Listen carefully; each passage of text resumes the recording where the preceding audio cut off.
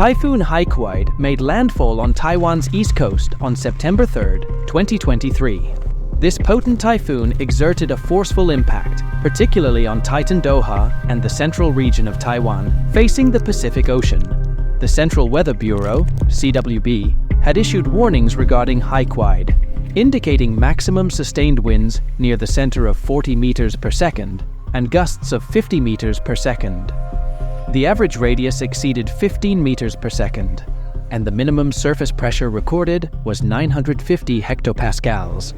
The CWB cautioned that heavy to very heavy rains were expected from Sunday afternoon to Monday.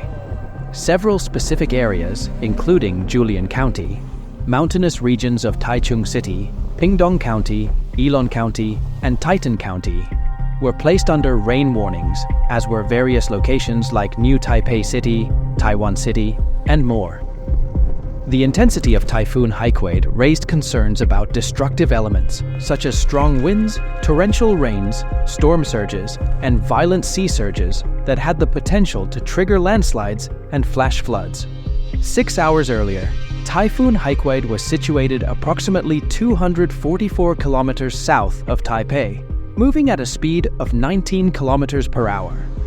Radar data revealed that when the western head of its eye reached the highlands, it collided with the mountains and stalled, failing to completely cross the shoreline.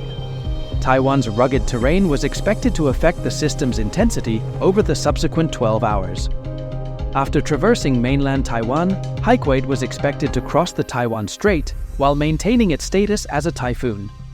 A second landfall along China's Fujian province coast was projected within the next 36 hours. The storm generated significant wave heights of up to 12.8 meters. Typhoon Haikui's impact was strongly felt as it struck Taitan County near the border of Qinggong and Dongha Township around 3 p.m. local time. The storm was moving west-northwest at 22 kilometers per hour, with sustained winds of 155 kilometers per hour and gusts reaching up to 191 kilometers per hour.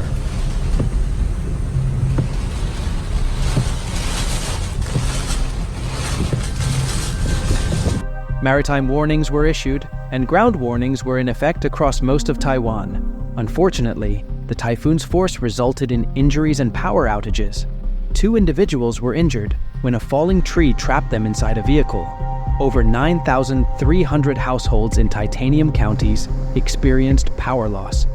The last typhoon to directly hit Taiwan had occurred 4 years earlier, and its effects were expected to bring heavy rain to the eastern region, with concerns about flash floods and landslides.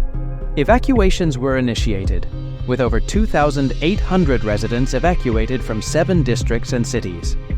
Southern and eastern Taiwan's counties and cities closed schools and businesses, with additional closures in Union County and Penghu County.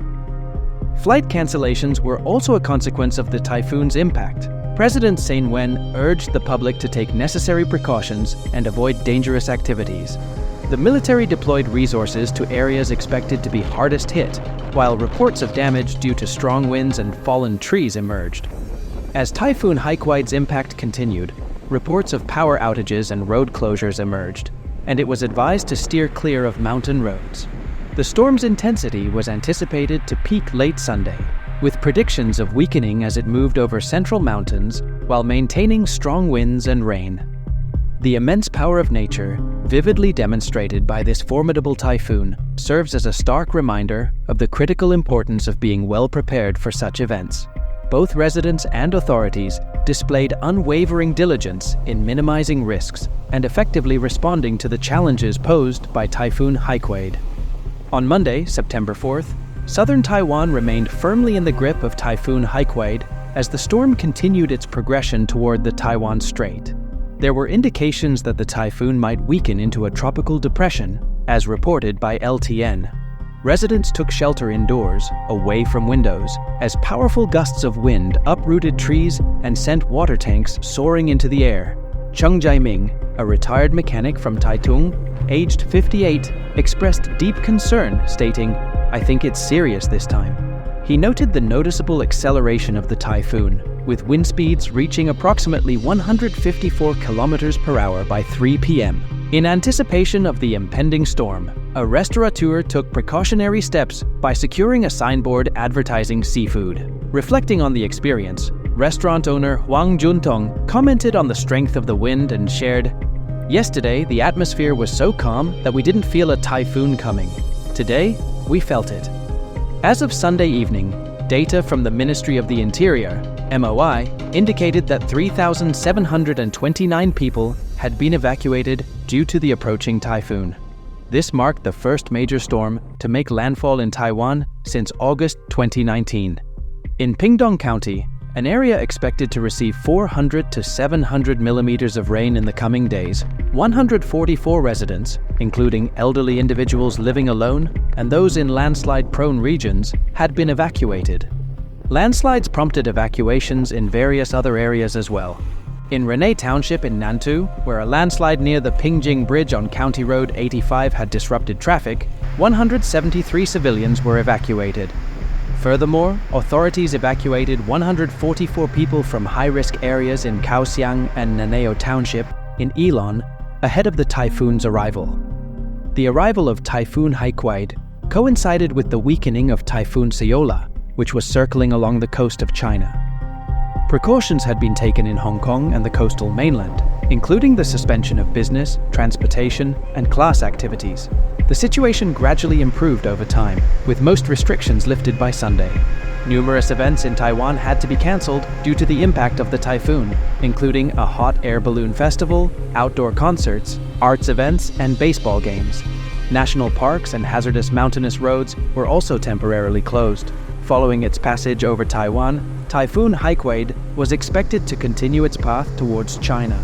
Given the consecutive typhoons, the Chinese military maintained activities aimed at intimidating Taiwan, a self-governing democracy that Beijing seeks to forcibly integrate. Taiwan's defense ministry closely monitored Chinese military aircraft and naval vessels near the island.